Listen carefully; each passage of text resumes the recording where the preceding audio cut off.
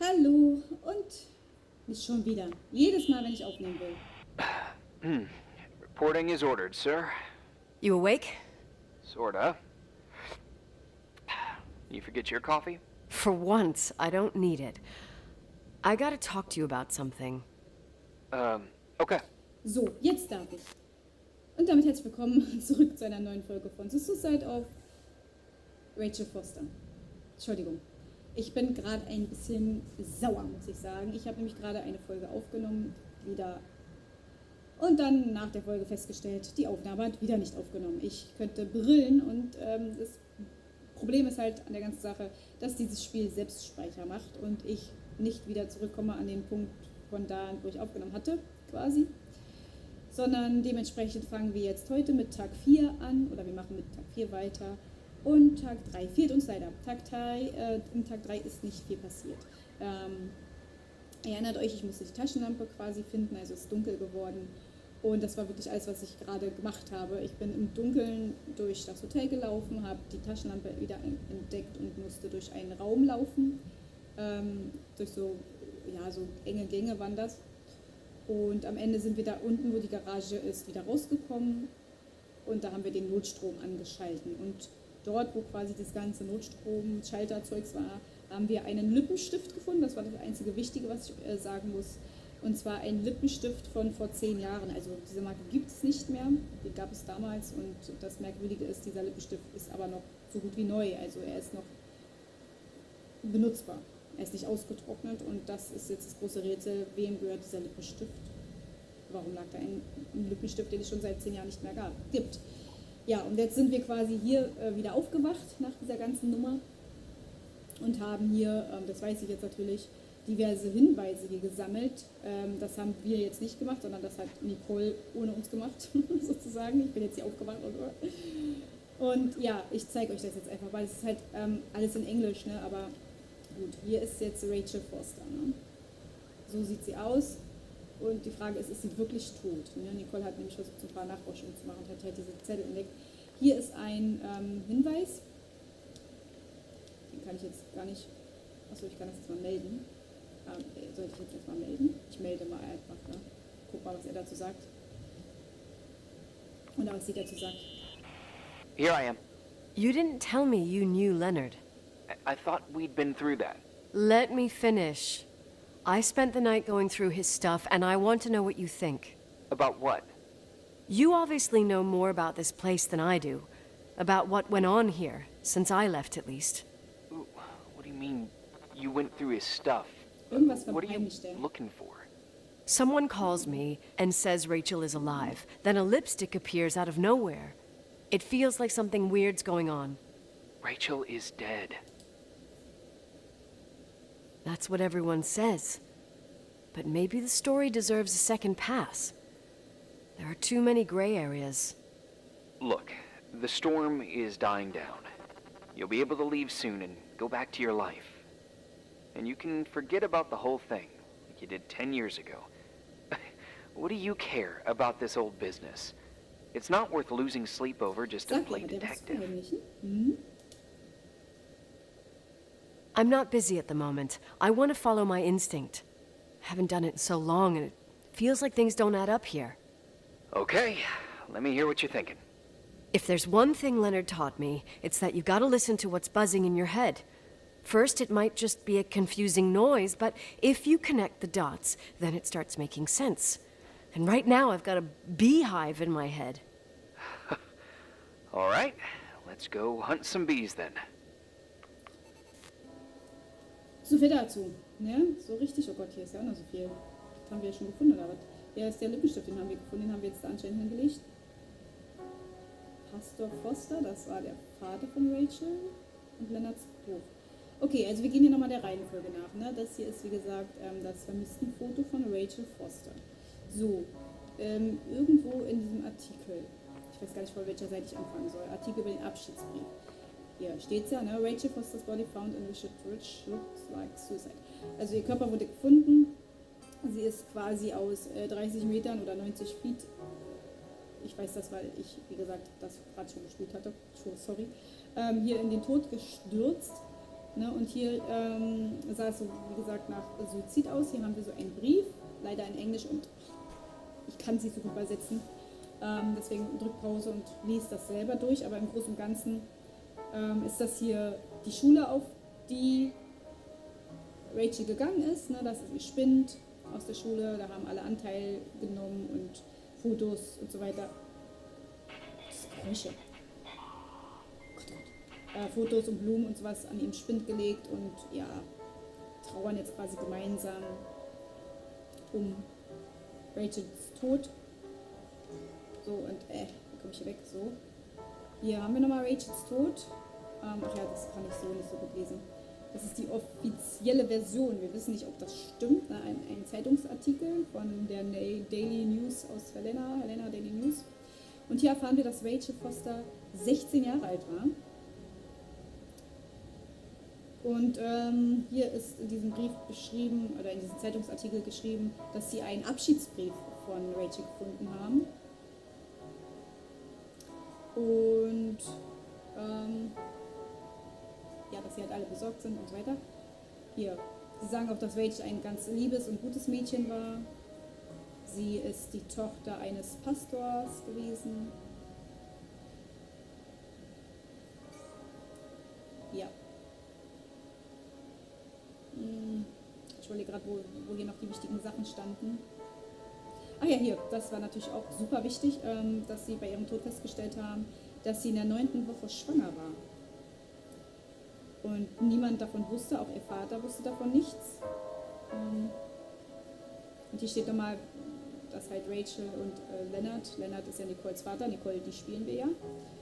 Und dass sie halt eine Affäre zusammen hatten. Und Leonard ist 49 Jahre alt zu diesem Zeitpunkt gewesen.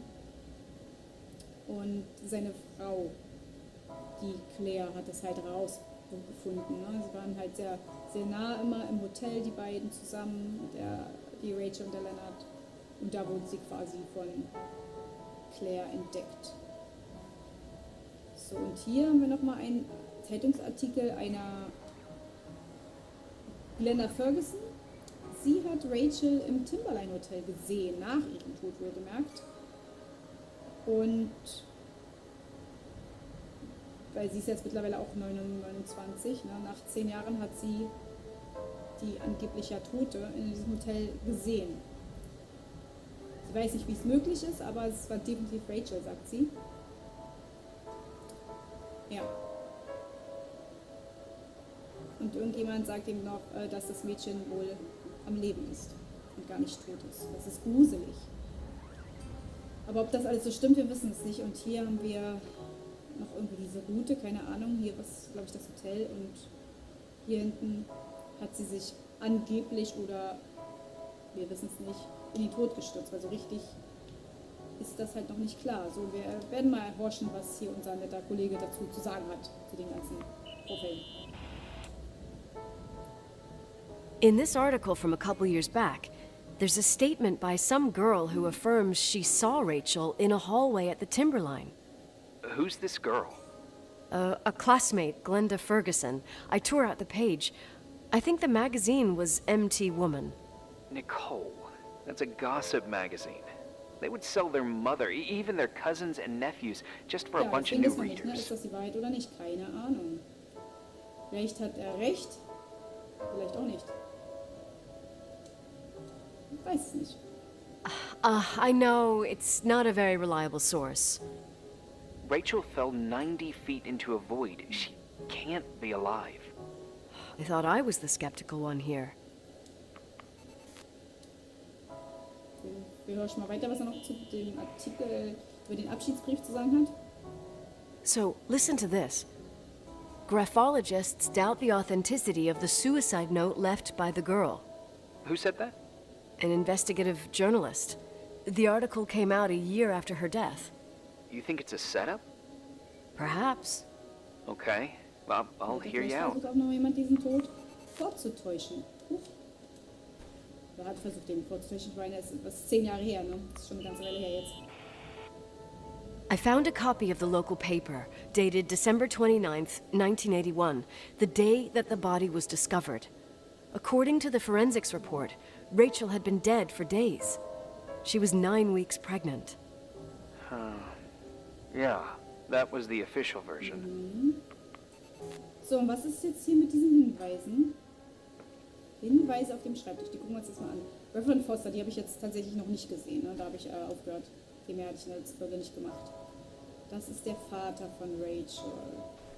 Von Rachel. Das könnte ihr Lippenstift sein. Keine Ahnung, auf jeden Fall haben wir den ja hier gefunden. Was ist das? Das Tagebuch. Ja.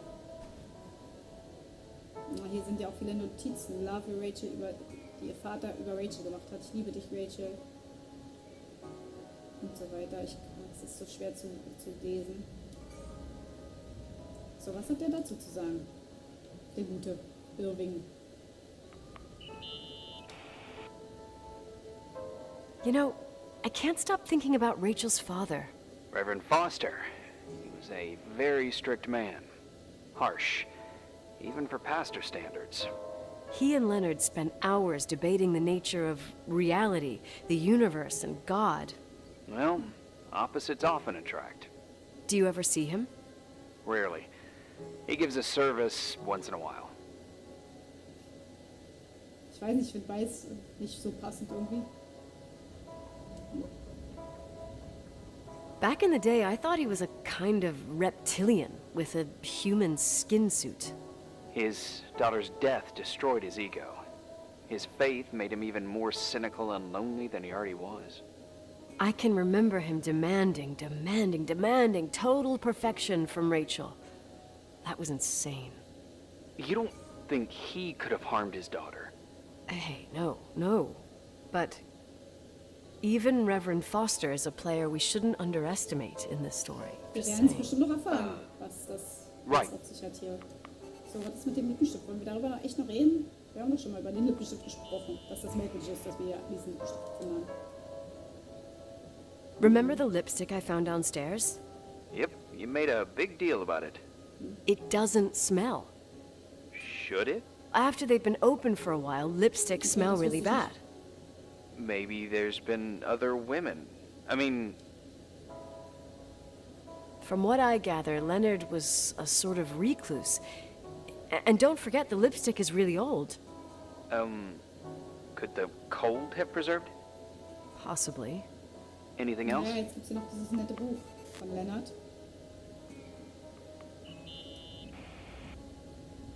Hey, I found a book in Leonard's things. It's a collection of poetry, but it's got notes written in it. Did your father write them? What do they say? Dates, notes, thoughts. Listen to this. Today I saw Rachel. Or Rachel is sad. Or Rachel says she feels alone. He kept a diary about her. But the book was printed 8 years after Rachel's death. Do you mean it's like he was talking with Rachel after she died? As if he saw her. Well, I mean, there must be an explanation. Of course, there's an explanation for everything, and we've got to find it. Okay, I'd say that's enough. Yeah, that's enough for tonight. Today, or what the hell time is it? You think there's a lot to dig up in this old story? Maybe, maybe not. Until I know exactly what happened. Any objections? You don't need my approval. Good job. You're getting the hang of it. But sometimes it's better to leave the skeletons in the closet. Once they come out, you never know what they'll have to say. It's a risk I already considered. I can handle it. Hard-headed like your father. Trust me, Aber da at liegt least auch on noch this was. one thing. Vaterverleugnung. Go to bed. You need it.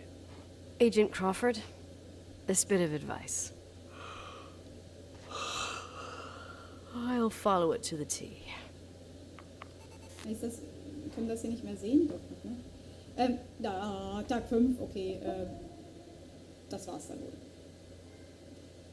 Ich sag mal kurz Tschüss an dieser Stelle.